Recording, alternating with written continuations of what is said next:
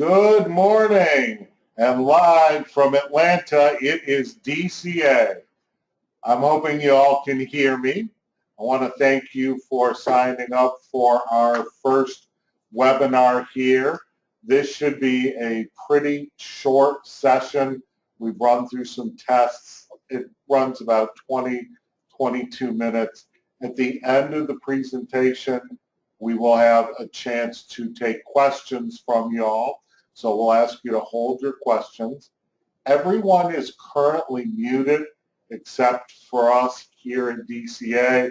So if people are coming in and out of your office, you're typing on the computer, working on something else, don't worry about it. Nobody can hear you right now. So today we have myself, Colin Ferguson, and Taryn Gibbs-Powell, and we also have Steve Volkovich, and we are going to be talking about our new Mitas report for you. But before we get started, we're going to do a quick poll that I'd like you all to answer, and let's see kind of what everyone's background is. So if you'd answer the questions on this poll.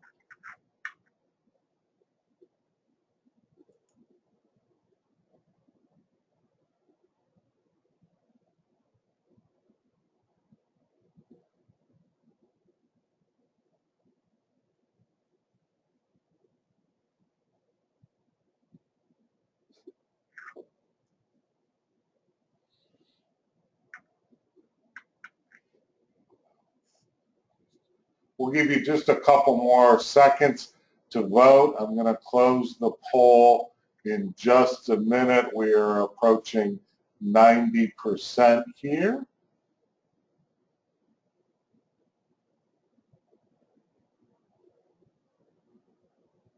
Very good. All right, so here is the poll data here. So over half the people manually enter tenant data, and if you've had a chance to look at the handouts, you'll see that this session and these reports are really going to be geared to you. For those of you who upload from a NAHMA file, there are a couple things that are going to pertain to you, and it's still a good idea to know how to run these reports. And for those of you who are novice Mitas, you'll learn a little bit more about getting into Mitas, and at the end of the presentation, we are going to announce some additional webinars, including webinars to teach you how to use Mitas.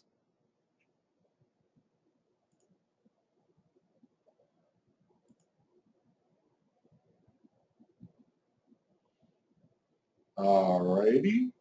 So in today's webinar, we're going to discuss the new Mitas report. It is an out-of-sequence report, and it will tell you about the report, how to run it, and then we'll go into how to correct the errors. And the report is available now. It was just added this October by Mitas.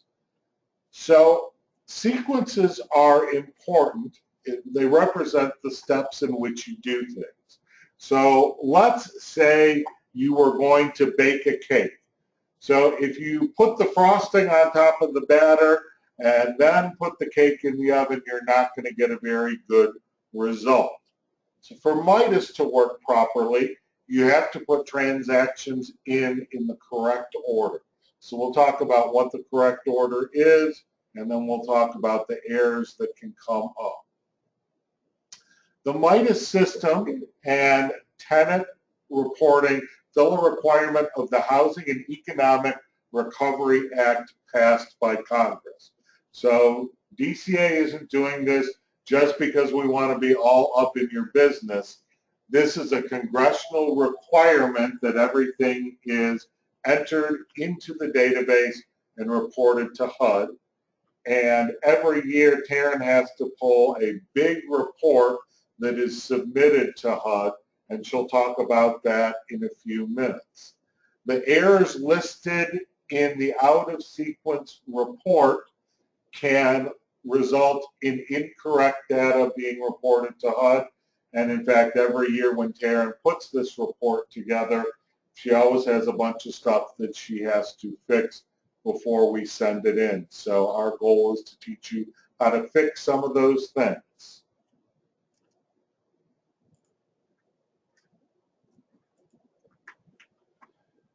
So this new report, the out-of-sequence report, is going to allow owners and managers to find and correct errors before DCA submits data to HUD and before DCA schedules an audit. So hopefully it's going to make your audits run a little bit smoother, and instead of having to wait for us to point out some of the errors, you'll be able to find some of them ahead of time. There are some reports that we're not going to talk about today, so I'm going to ask Taryn to talk about some of those other errors that she finds for the HUD data report, things that you can fix over the course of the year. Good morning, everyone. I just want to give you a list of some of the common errors that we find when we are trying to run reports that are actually uploaded or inputted by the properties. One of the errors is basically incorrect tenant and building data is put into the system, which would cause upload problems when I try to submit information to HUD. Some of the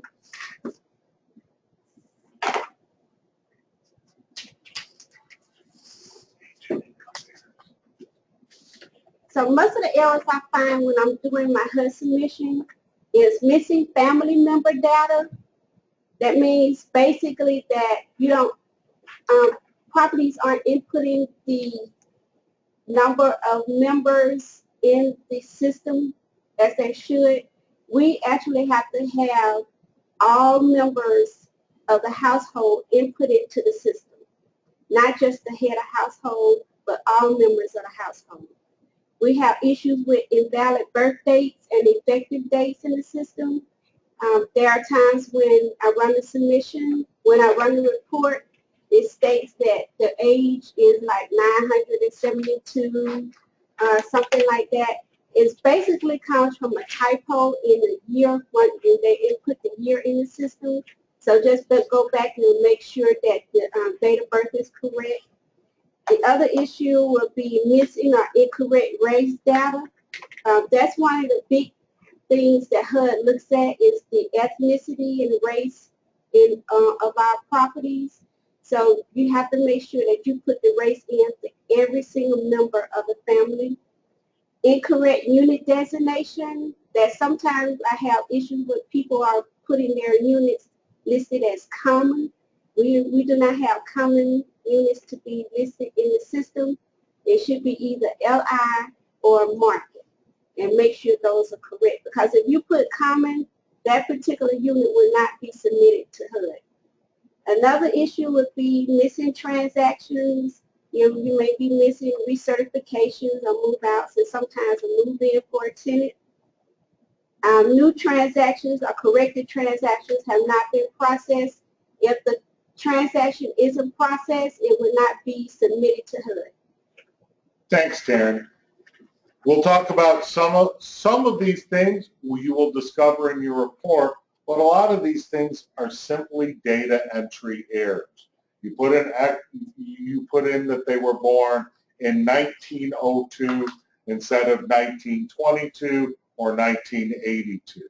So one of the things you can do to make sure that those errors and income errors don't get submitted to HUD is to make sure on a regular basis that you pull your tenant information report from Mitas and just take a look through it and make sure you don't have any 800-year-old folks at your property. We believe in senior housing, but I doubt that you have any 800-year-olds living there.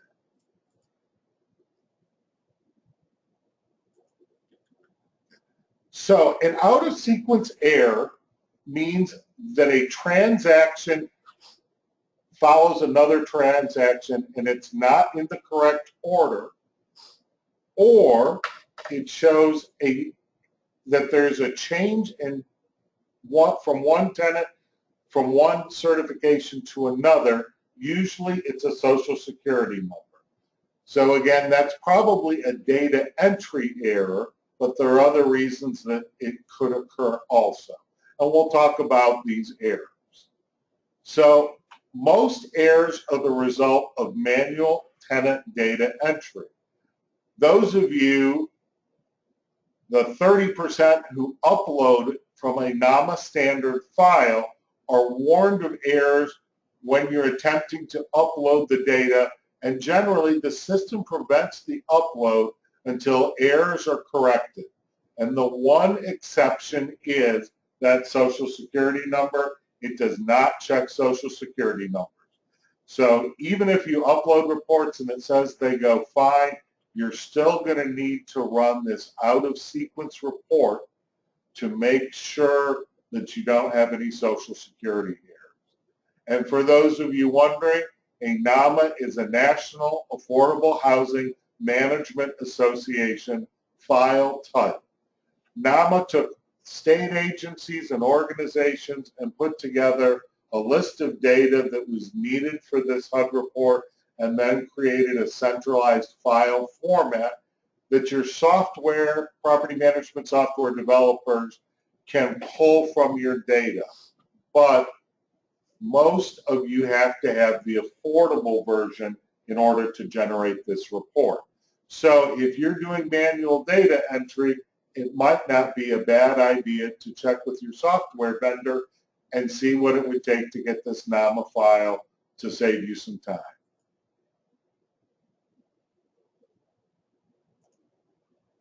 So here is an example of a NAHMA upload error.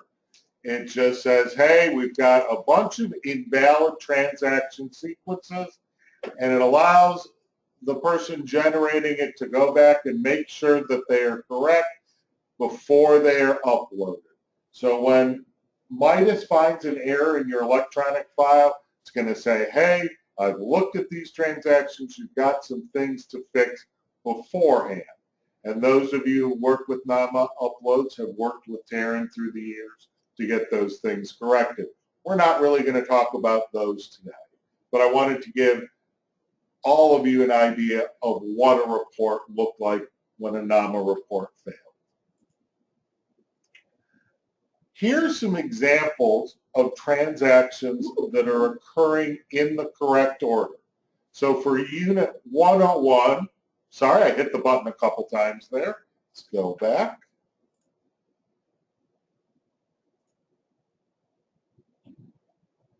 So from Unit 101, you have Lisa Simpson moving in.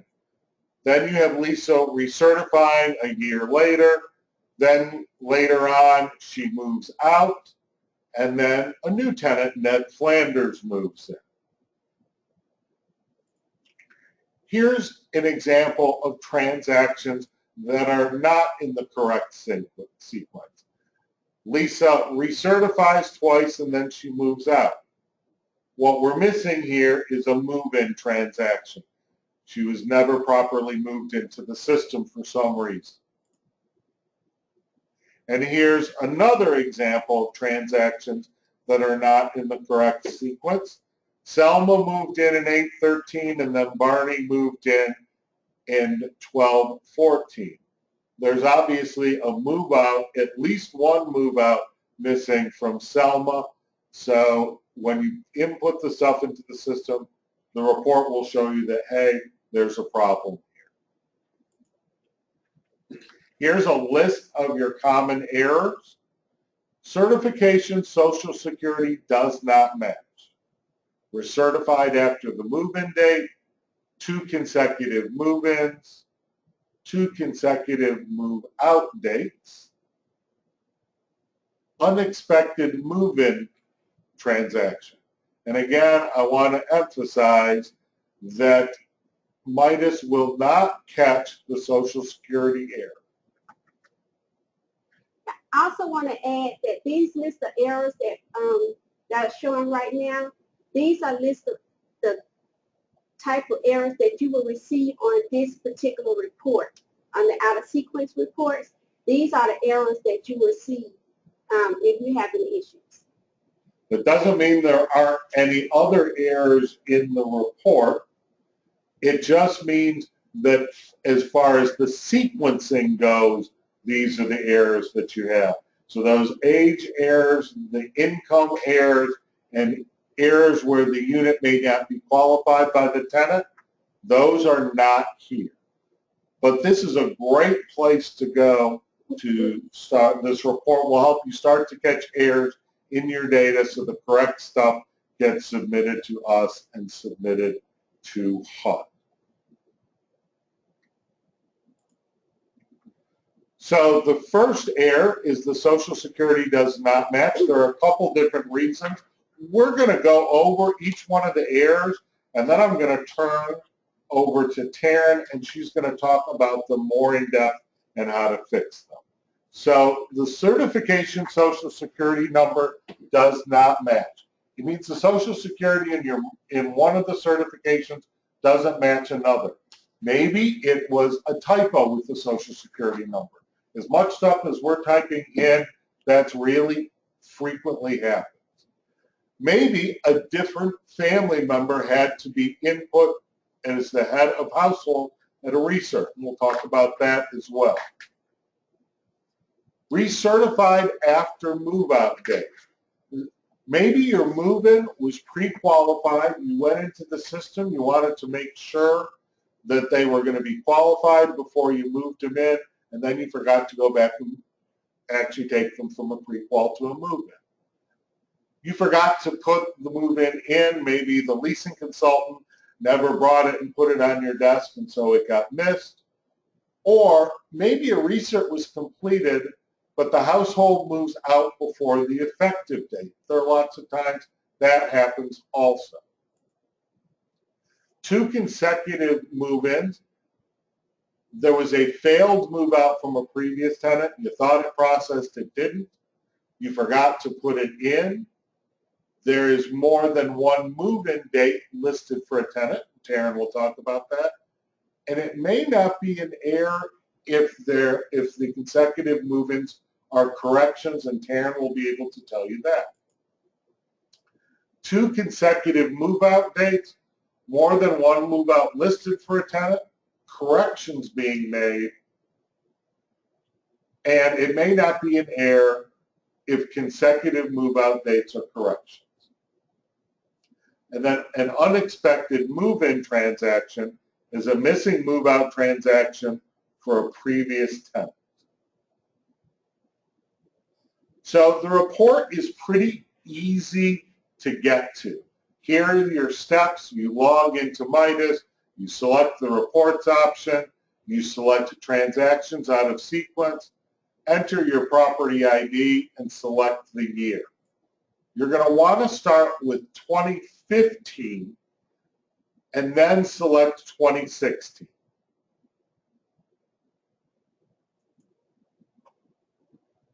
So there's your screen where you come in, and in order to get there, you're going to select reports.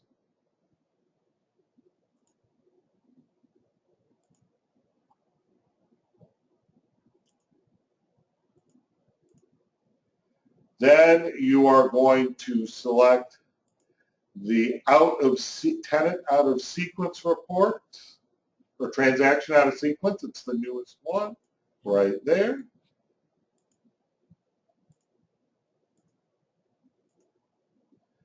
Then put in your property, the year, and always hit submit. For those of you new to Mitas, one little warning: never hit your back button, because when you hit your back button on your browser, the back arrow, it's going to kick you out of Mitas and you'll have to log in all over again. Always use the back button here. And I also want to add to that, never hit enter because if you hit enter, it's not going to submit it. It's just going to continuously run, and you may think that you're having a problem with your system, but it's actually that the system didn't pick up the enter. So make sure you hit submit.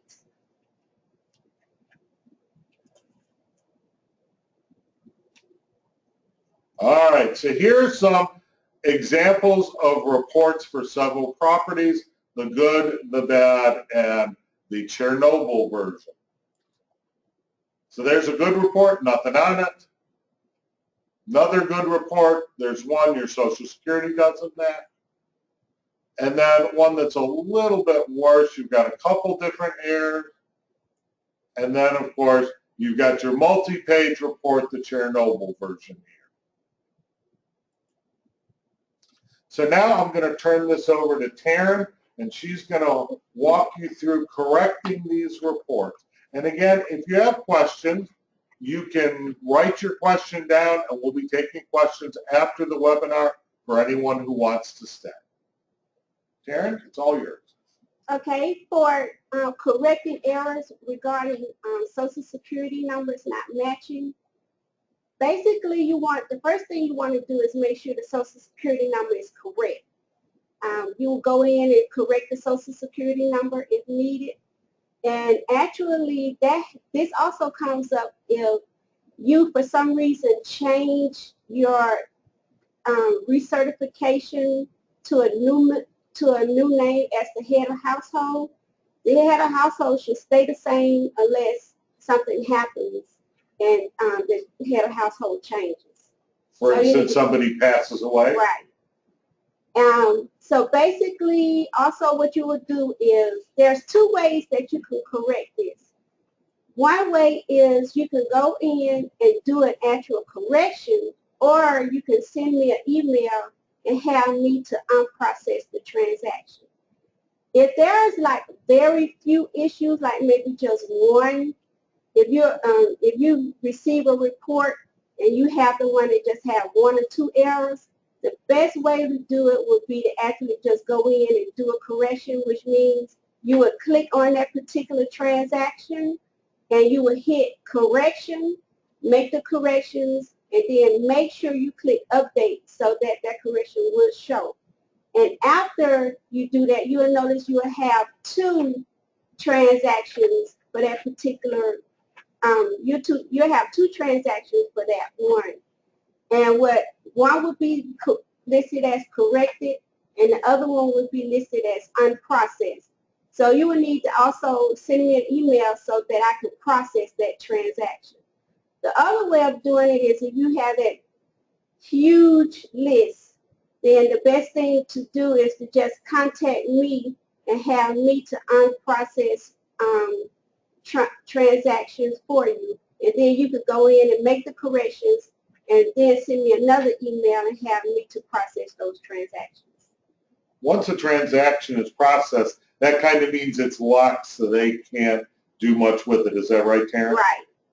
Very good. Recertify after move-out date errors.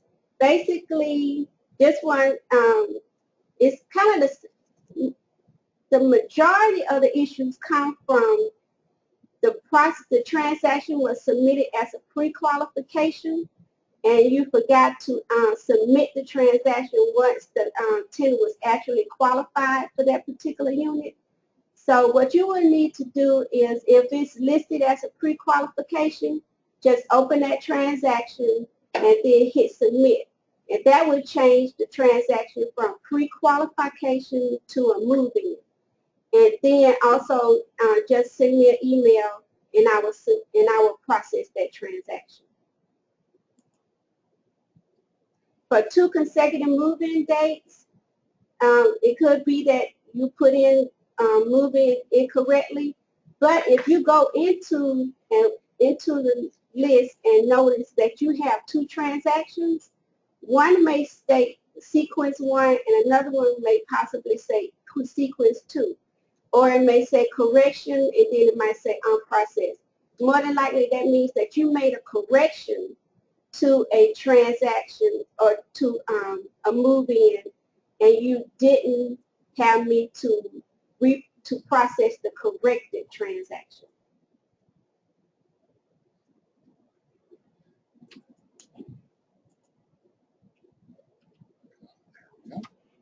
And this would be the same for 2 consecutive move-out dates.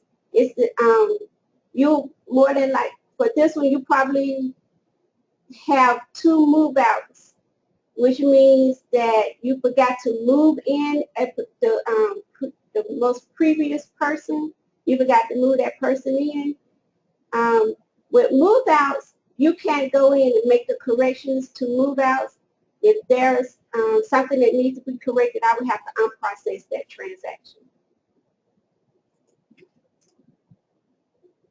Unexpected move-in transaction, basically you forgot to move someone out and you need to insert the move-out for the previous tenant. So again, you will have me to unprocess the move-out transaction so you can input the move-in transaction.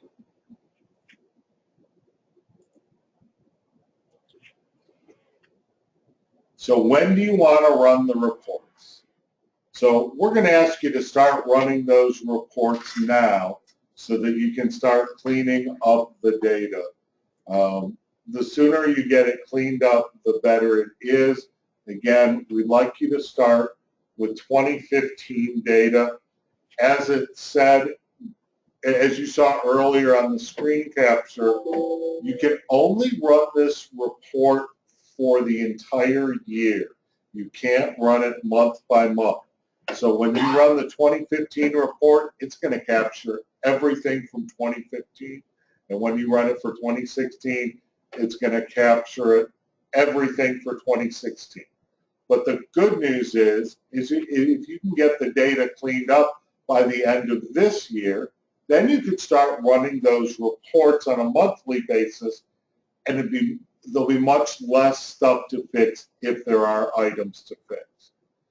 And Taryn says, please always run it at the end of the month or the beginning of the month, always before the 10th, before we process the transaction. Why do we want to run it before we process transactions, Taryn? So in that way, I won't have to call you and have you to correct a whole lot of errors at one time.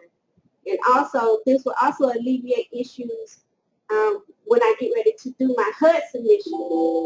Also, if you run it before the 10th of the month, you'll notice that there were a number of times that we said, hey, you're going to need to call Taryn and unprocess that transaction so you can make it work, and then she's going to have to reprocess the transaction.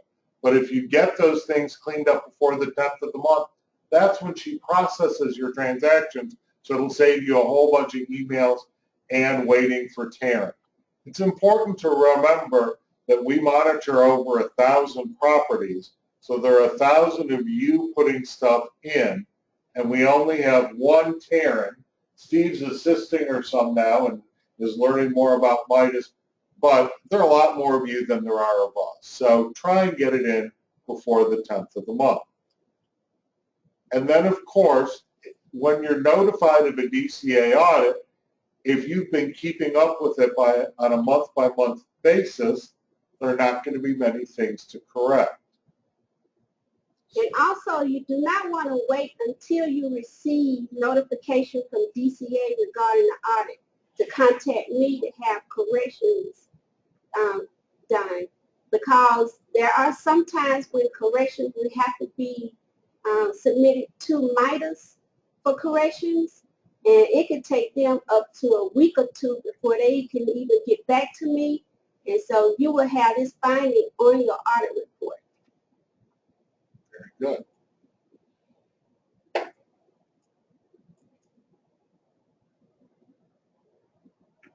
So if you run into an unusual problem, first make sure you request assistance from the person who leads Mitas at your company, the person that we've called the master user, because you're going to get a much quicker response from your internal company person than you are from Taryn, who is handling requests from over 1,000 people.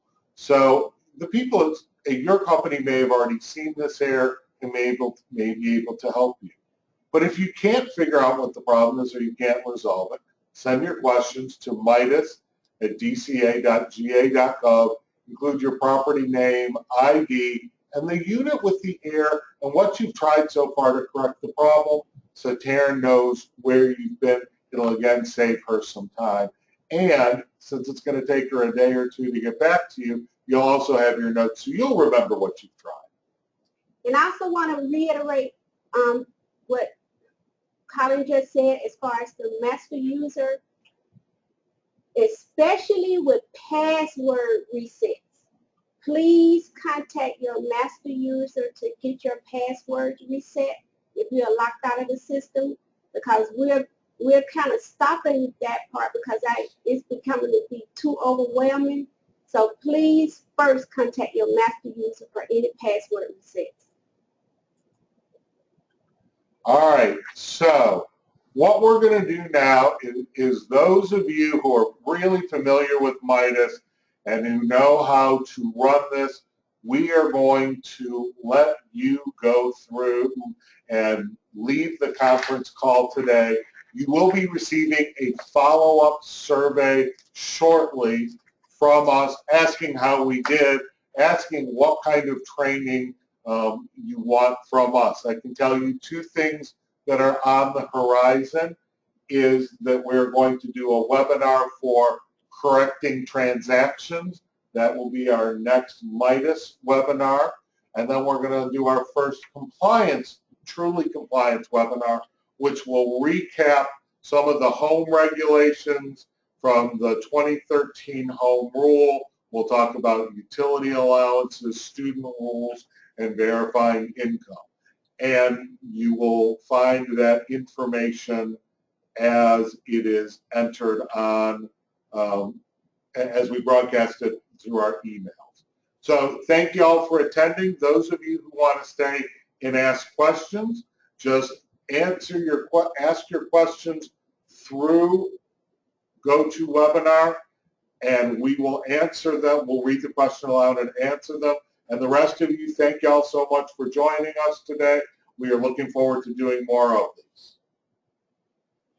I'm going to put it on mute while we'll give you a second to ask questions.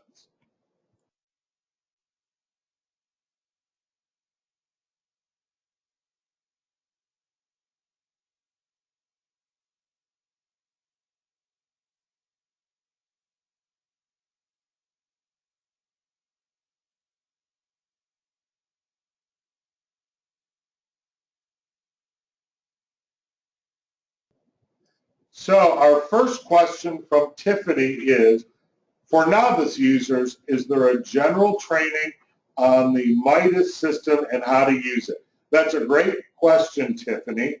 When is your next training session going to be, do you think, Taryn? About? I believe it's going to be December the 14th. I know it's on a Wednesday, so I'm thinking it's December 14th.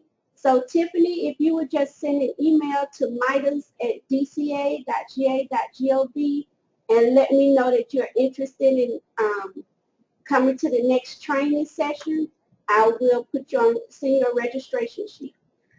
And we do our compliance broadcast emails generally at least once a month. And if you want to get on that list, just send an email to compliance@dca.ga.gov and put add me in the subject line, and then you'll be notified every time that a new training is scheduled.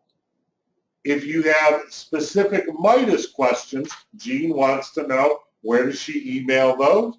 And that's going to be mitas@dca.ga.gov.